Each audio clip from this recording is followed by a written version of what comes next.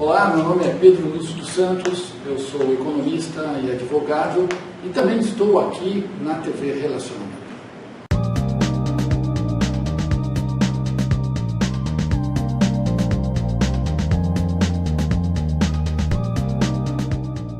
Olá, internautas, iniciamos mais um programa Gestão Executiva e hoje nós temos aí um bate-papo com uma psicóloga formidável, profissional de primeira linha, Fátima Rizzo. Muito obrigado pela tua presença. Muito obrigada, Kendi. Eu que agradeço, viu? Bom, e gratidão pela indicação, pela excelente atriz, a Beth Rizzo. Sim, minha irmã querida.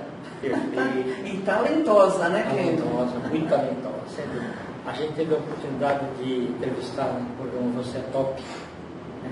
E fui assistir a espetáculos dela. Realmente, parabéns. Eu vi a entrevista e ficou excelente, viu? Parabéns para você também. Obrigado.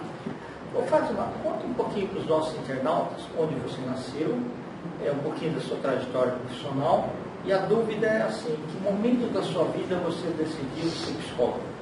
Muitas vezes assim, os pais gostariam que fosse, ou teve alguma inspiração, né, para que acontecesse, por favor. Ok. Então, eu sou nascida aqui em São Paulo mesmo, capital. Minha mãe do lar, meu pai bancário, então nós nos mudamos algumas vezes. Então, é interessante que esse detalhe... O banco mandava o teu pai, ele ia... Exatamente. Isso mesmo, Kendi. Então, por exemplo, moramos em Taubaté, em Suzano. Interessante, tá? E essas mudanças, por incrível que pareça, também de alguma forma influenciaram. Lógico, indiretamente. Você imagina o seguinte, não só a cidade nova, mas a classe, os alunos de classe, tudo novo, né? Isso mesmo. Uma adaptação. Você conhecia todo mundo da classe, de repente você não conhece mais ninguém. Exatamente. Professor novo. E o que você falou é perfeito. Isso me obrigou, entre aspas, a sempre tentar fazer um rapport, uma aproximação rápida com as pessoas para ser aceita no grupo. Né? E era questão de sobrevivência mesmo. Sim. Sim. Isso é bacana, mas pelo menos assim, uma coisa da coragem. Exatamente. Começa a enfrentar e nos força, ou seja, um incentivo à comunicação, a tentar se inserir naquele meio. Então eu aproveitei o lado positivo. Que bom, maravilha. E aí eu fiz um teste vocacional próximo, né, de se fazer uma faculdade, acho que 16 anos, e deu assim primeiro, psicologia. Deu área de humanas mesmo. Sim. Ou seja, sempre adorei conversar, interagir com as pessoas, né? Que bacana. E aí foi em busca disso, eu me apaixonei pela área.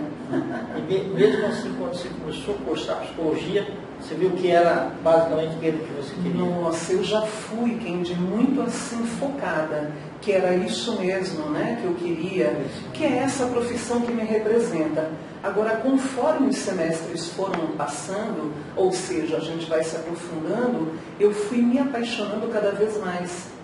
Eu não consigo me imaginar em outra área. Olha que interessante. Perfeito. Aí você já sabia que terminou a faculdade e você já começava a comunicar?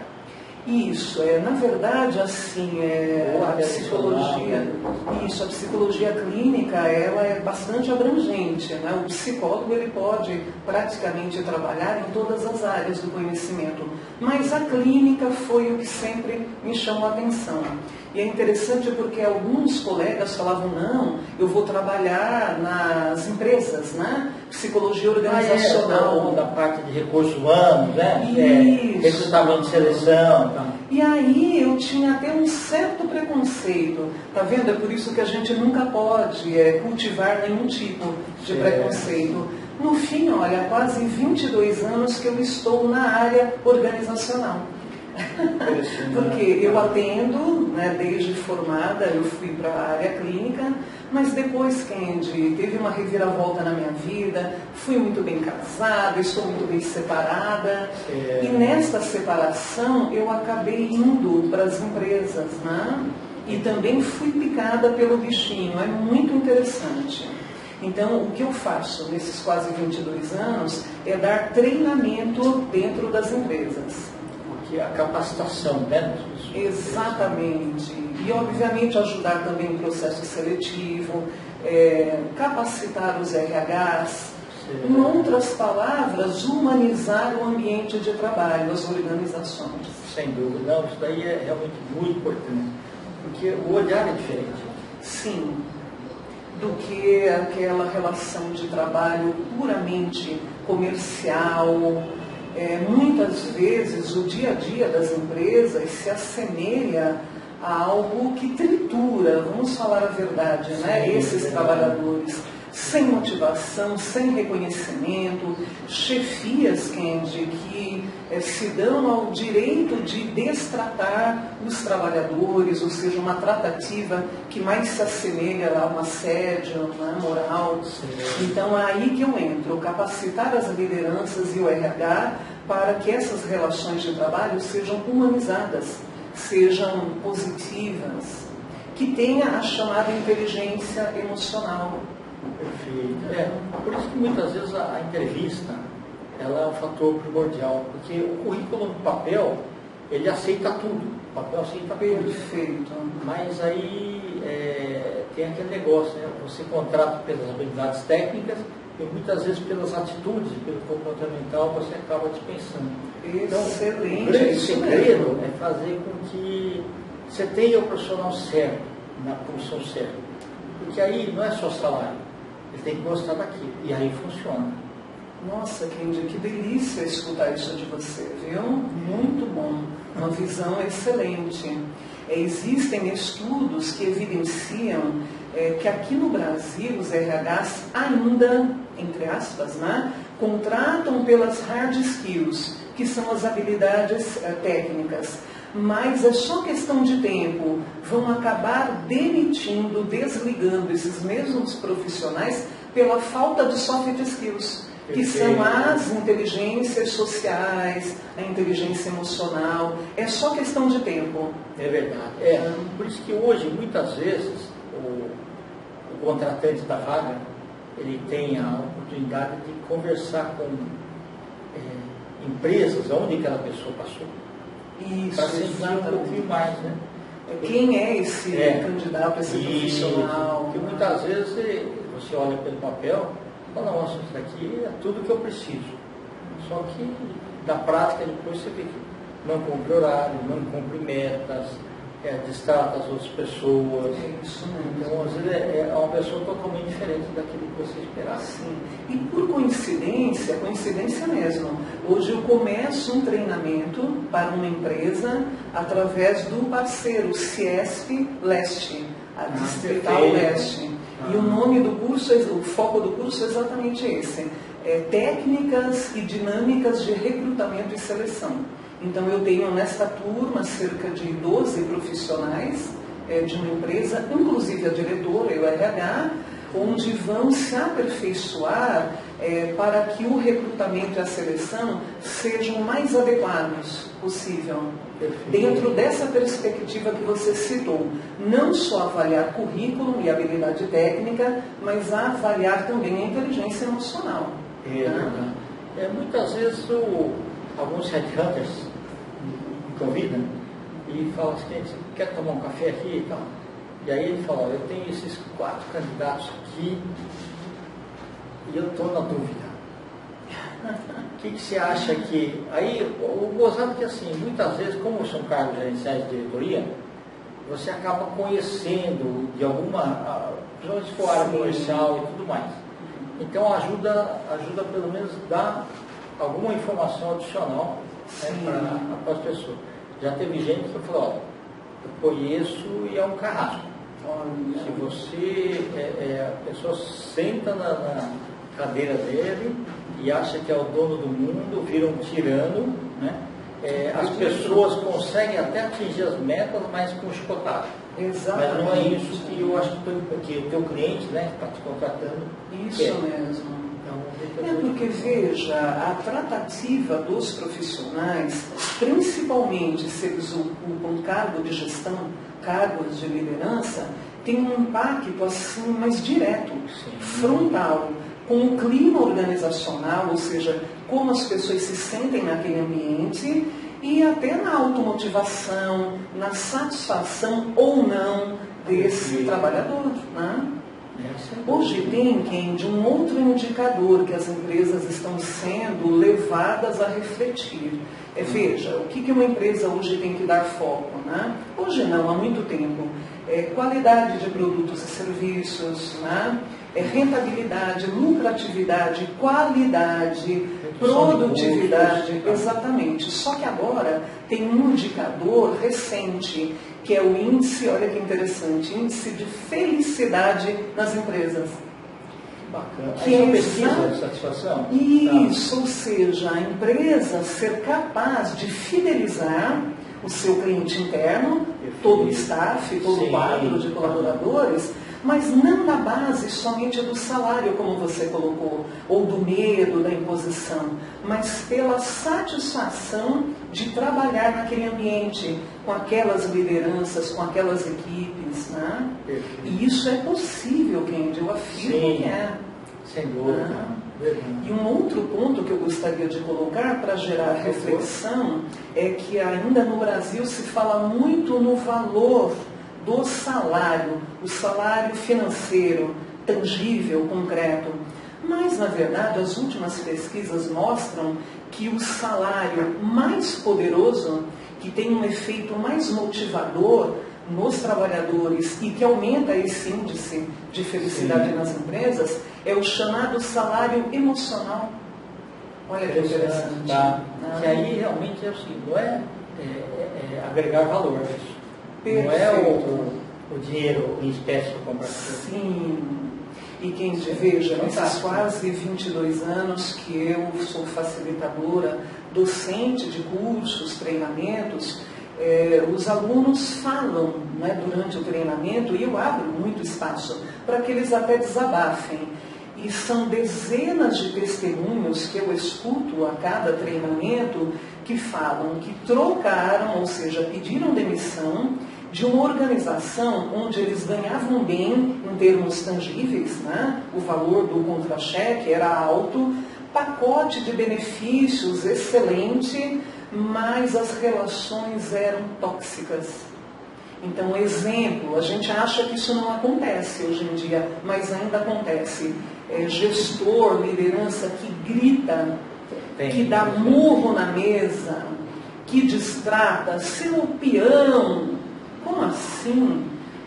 No século onde nós estamos, né, no milênio onde nós nos encontramos, não é mais compatível uma tratativa desrespeitosa dessa. Mas ainda acontece. Acontece. Muitos empresários, Kendi, ainda agem assim porque são os donos da empresa, os donos do capital. E isso, se a gente for estudar até historicamente, sociologicamente, tem a ver com a herança horrível da escravidão. Sim, é verdade, dos coronéis. Sim, e das revoluções industriais, onde o trabalhador era parte, né, daquele maquinário. Da máquina, exato. Era só produtividade.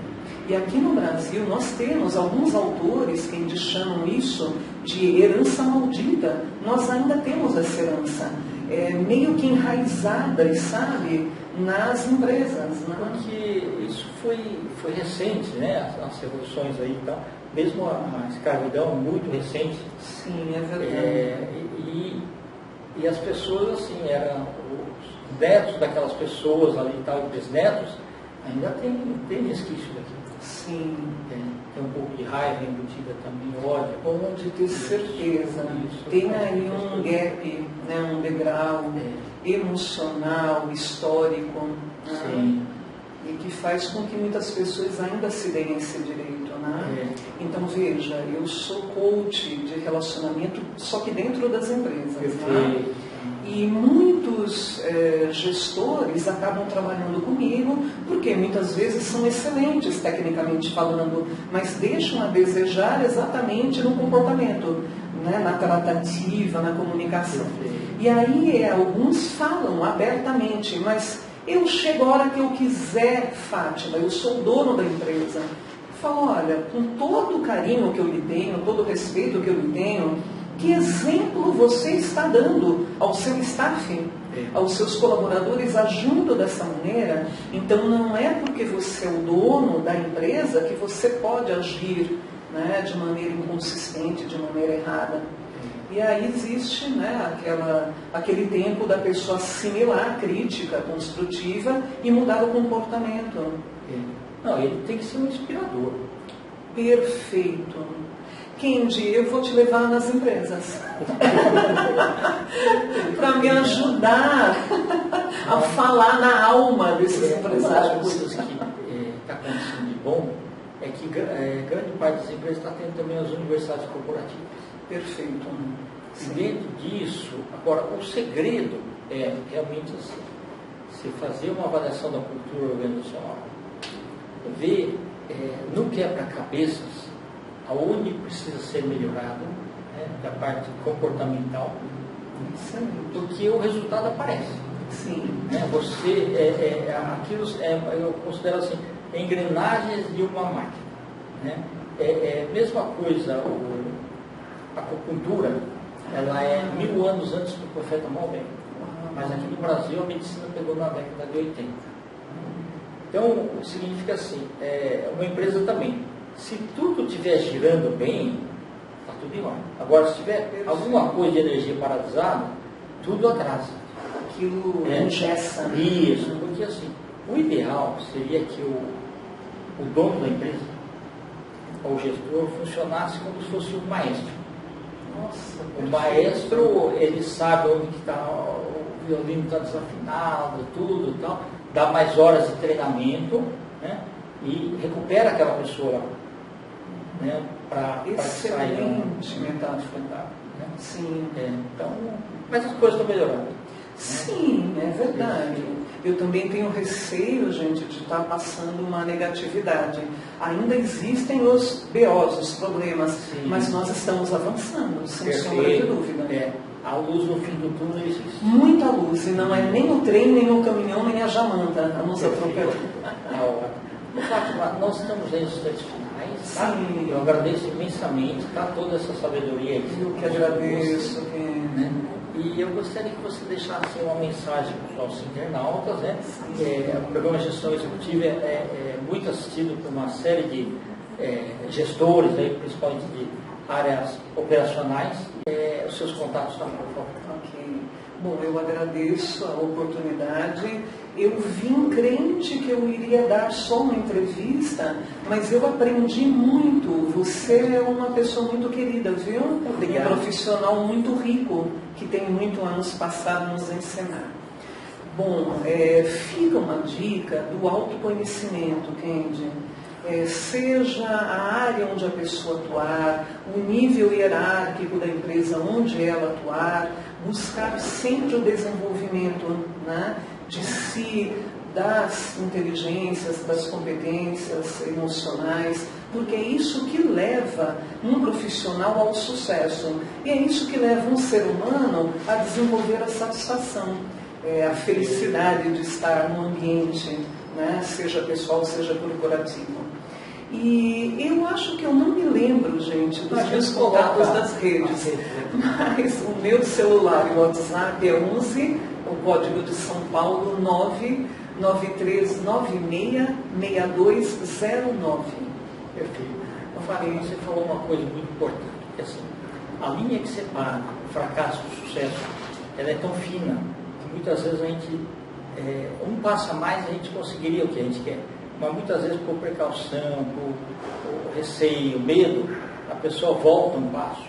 Aí aquilo vai ficando cada vez mais distante, porque a fila anda, né? A energia vai se propagando. Então nós temos que ser muito persistentes naquilo que a gente quer. Nós falamos, Kendi, se me permite, né, alguns segundos, hoje em dia nós falamos muito da chamada resiliência, que é a capacidade humana de ser esticado pelas pressões, sofrimentos, perrengues, obstáculos, mas ter a capacidade de superação. Ou seja, todos nós sofremos, sim, todos nós passamos por dificuldades pessoais, familiares, profissionais, sim, mas utilizar a resiliência é seguir em frente, é não desistir, é confiar em si, é confiar numa força maior. Quem tem, né, essa espiritualidade, eu tenho, fica também na sugestão, e confiar no próprio potencial, que na verdade o nosso êxito, eu tenho um pouco de receio da palavra sucesso, porque aqui no Brasil está muito alinhada com dinheiro, e nem sempre dinheiro significa sucesso, né? Está acima de tudo. Então veja, êxito depende muito da gente, da nossa resiliência e da força da crença, de seguir em frente e de acreditar que tudo vai dar certo. Você falou muito a parte importante da resiliência, e como eu sou engenheiro, uma vez estava conversando sobre resiliência você falou, pô, a gente trabalha com coisas rígidas, né? E eu sou, na engenharia, como é que você explica resiliência? Eu falei, é fácil. Você pega um ferro, que você não consegue mexer de qualquer forma, mas você aquece ele, as moléculas se movem e você molda o ferro do jeito que você quer. E todas as pessoas podem ser moldadas. Excelente, tá vendo? Aprendi. Mais uma questão. Muito obrigada, viu? Sucesso. Êxito. Internautas, com os agradecimentos então a essa fabulosa escola Fátima Rizzo, nós finalizamos mais um Gestão Executiva. Um grande abraço e até a próxima.